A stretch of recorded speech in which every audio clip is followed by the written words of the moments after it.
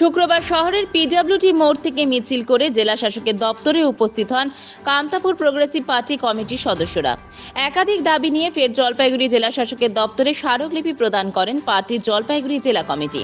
Kamtapur progressive পার্টির জেলা কমিটির প্রেসিডেন্ট বিমল বর্মন বলেন, মূলত জেলা শাসকের মাধ্যমে মুখ্যমন্ত্রীকে আমাদের স্মারকলিপি তুলে দিতে আসা।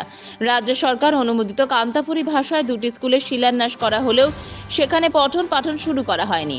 আগামী 2024 সালে ময়নাগুড়ি ব্লকের ওই দুটি স্কুলে পঠন পাঠন শুরুর দাবি আমরা করছি। এর পাশাপাশি মুখ্যমন্ত্রী আরও 200 কামতাপুরি স্কুল ঘোষণা করেছেন বলে তিনি জানান। কামতাপুর প্রোগ্রেসিভ পার্টির পক্ষ থেকে আমাদের স্কুল সংক্রান্ত ব্যাপারে একটা স্মারকলিপি দেবো মাননীয় মুখ্যমন্ত্রীকে। কার মাধ্যমে? ডিএমের মাধ্যমে। দাবিটা সরকার অনুমোদিত কামতাপুরি স্কুল দুইটা, মানে রাজ্য সরকার উদ্বোধনও করছে ভার্চুয়ালে, হাসিমারা ভার্চুয়ালে, কিন্তু উদ্বোধন করার পরে স্কুল নির্মাণ হয়েছে, স্কুলের বইপত্র গাচ্ছে, কিন্তু শিক্ষক নিয়োগের পরীক্ষা হয়েছে, কিন্তু আজ পর্যন্ত স্কুলের পঠন পাঠন সম্বন্ধে সরকারের কোনো হ্যাতবোধ নাই, কোনো কিচ্ছু মুখ দিয়ে বলে নেই। যার জন্য আমরা চাই আগামী শিক্ষাবর্ষে 2024-এ যেন আমাদের কামতাপুরি স্কুলের পঠন পাঠনের ব্যবস্থা করেন রাজ্য সরকার।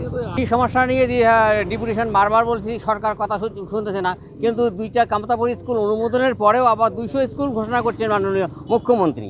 আমরা সেই সব 200 স্কুলের পরিপ্রেক্ষিতে অর্গানাইজিং স্কুলের কাগজপত্র ডিএমের পরামর্শ মতন প্রাথমিক শিক্ষা দপ্তরে জমা করি, এবং তারপর সরকারের মুখে কামতাপুরি স্কুল সম্বন্ধে কোনো আওয়াজ নাই।